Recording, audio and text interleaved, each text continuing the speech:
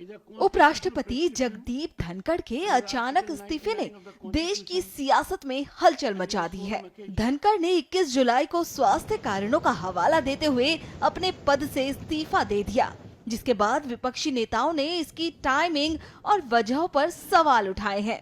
इस दौरान विपक्षी नेताओं ने क्या कुछ कहा, सुनिए। देखिए, उपराष्ट्रपति का इस्तीफा अचानक है और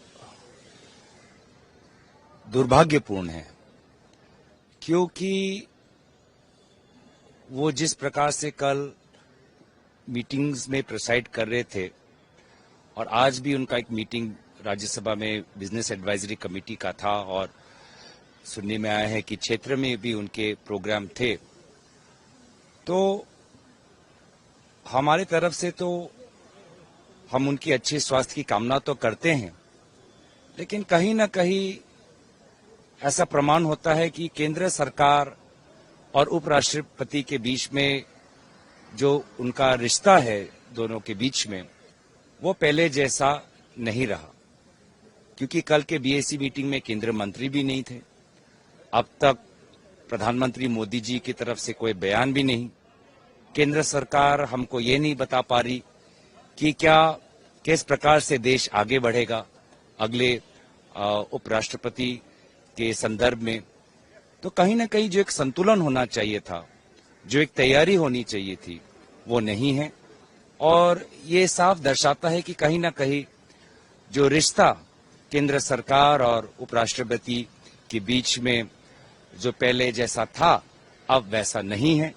और इसीलिए जहां हम उपराष्ट्रपति के अच्छे स्वास्थ्य की कामना करते हैं, वहीं हम केंद्र सरकार से स्पष्टीकरण मांगते हैं कि क्या उनको पहले सूचना थी कि उपराष्ट्रपति अपने स्वास्थ्य के कारण इस्तीफा देने वाले थे, और अगर सूचना नहीं थी तो इस प्रकार का असमंजस क्यों, ये हम जानना चाहते हैं।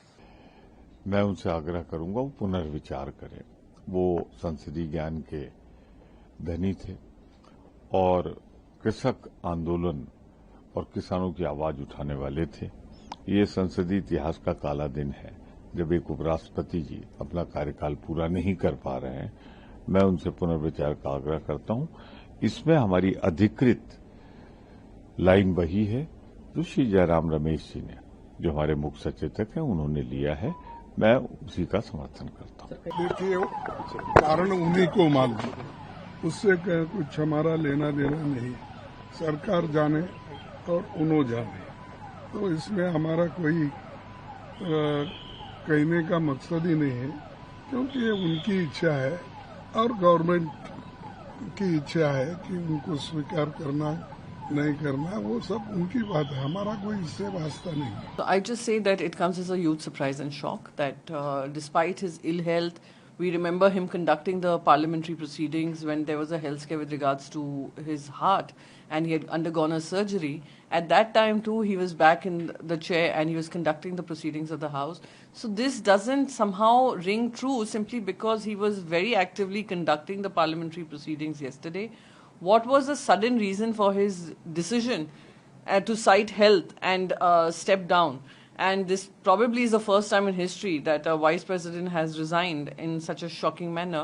So I'm hoping that we would get to know more when the parliament session begins. But what is most important is that there should be no disruption in the proceedings of the House, in the proceedings of how the work is conducted in his vice president's role, and proceedings of the House by his role as the chairman.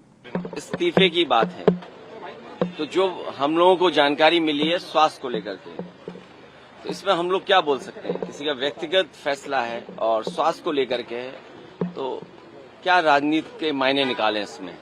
लेकिन उससे महत्वपूर्ण यह है कि Bharatiya Janata party किसी को vote नहीं डालने देना चाहती। बहुत दुखद है और मुझे लगता है कि जो भी हुआ है वो सब सामान्य सा नहीं है, और उनके जैसा अक्खड़ मिजाज का आदमी जो बीमारी की हालत में भी अगर कभी वो थोड़े बहुत बीमार भी रहे तो वो सदन आ जाते थे और पूरा समय देते थे कुछ चेयर पर। उनका ये कहते हुए कि स्वास्थ्य कारणों की वजह से इस्तीफा दे रहे हैं, मुझे सब सामान्य नहीं लग रहा है। और कम से कम सरकार को इस पर बोलना चाहिए। सरकार बिल्कुल चुप है और ये चुप्पी जो है वो दर्शाती है कि सब कुछ सामान्य नहीं है।